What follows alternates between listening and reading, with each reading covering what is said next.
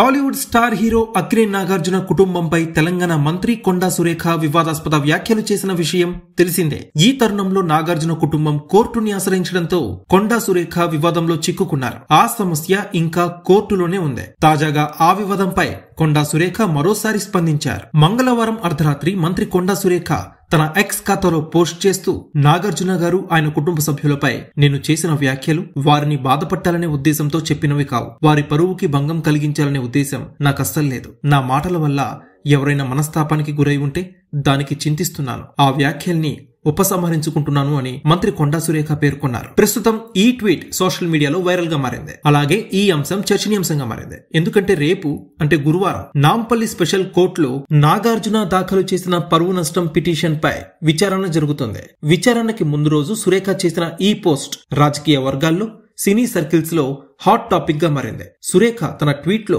నాగార్జున్ని నేరుగా ట్యాగ్ చేస్తూ క్షమాపణ చెప్పారు. నాంపల్లి స్పెషల్ కోర్టులో ఈ కేసుపై విచారణ ఇప్పటికే ప్రారంభమైంది. కోర్టు క్రిమినల్ డిఫెమేషన్ సెక్షన్ 356 కింద సురేఖపై నోటీసులు జారీ చేసింది. ఈ పిటిషన్ పై 2025 నవంబర్ 13న మళ్లీ విచారణ జరగనుంది. ఈ విచారణకి ముందు రోజే మంత్రి సురేఖ క్షమాపణలు చెప్తూ తన వ్యాఖ్యలు వెనక్కి తీసుకోవడం రాజకీయంగా, న్యాయపరంగా కూడా వ్యూహాత్మక చర్యగా భావిస్తున్నారు. కొద్ది రోజుల క్రితం మంత్రి Surekha BRS working president KTR పై విమర్శలు చేసిన సందర్భంలో నాగ చైతన్య, సమంత విడాకుల విషయాన్ని ప్రస్తావించారు. ఆ సమయంలో ఆమె చేసిన వ్యాఖ్యలు నాగార్జున కుటుంబాన్ని కించపరిచేలా ఉన్నాయని భావించారు నాగార్జున. తీవ్రంగా అభ్యంతరం చేశారు కూడా. ఆ తర్వాత ఆయన న్యాయపరమైన చర్యలకు దిగుతూ సురేఖపై పరువు నష్టం దావా దాఖలు చేశారు.